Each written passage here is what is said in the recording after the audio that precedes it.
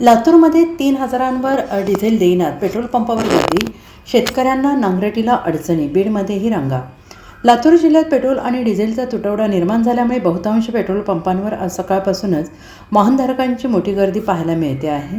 लातूर शहरात इंधन भरण्यासाठी वाहनांच्या लांबच लांब रांगा लागलेल्या असून या वाढत्या गर्दीमुळे पंप कर्मचाऱ्यांची चांगलीच तारांबळ उडत असल्याचे चित्र दिसत आहे. गेल्या 2 दिवसांपासून शहरात इंधन टंचाईची परिस्थिती कायम असून अनेक पंपांवर साठा मर्यादित प्रमाणात उपलब्ध आहे.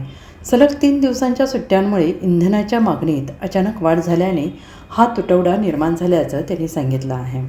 तर शेतीच्या कामांनाही याचा फटका बसतो आहे. दुसरीकडे बीडमध्येही पेट्रोल डिझेलचा तुटवडा निर्माण झाल्यामुळे वाहनधारकांच्या पेट्रोल पंपावर रांगा लागल्याचं चित्र पाहायला मिळतं आहे. एकीकडे राज्यात कुठलाही इंधन तुटवडा नसल्याचं सरकार सांगत असताना दुसरीकडे डिझेल तुटवड्यामुळे ग्रामीण भागात परिस्थिती शहरापेक्षा अधिकच बिकट झालेली आहे.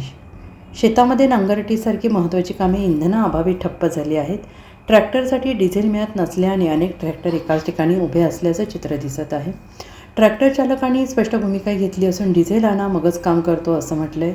शेतकरी अडचणीत सापडलेले आहेत. ग्रामीण भागातील पेट्रोल पंपांवर शेतकऱ्यांची मोठी गर्दी होत असून उपलब्ध इंधन मागणीच्या तुलनेत अत्यल्प पडत आहे.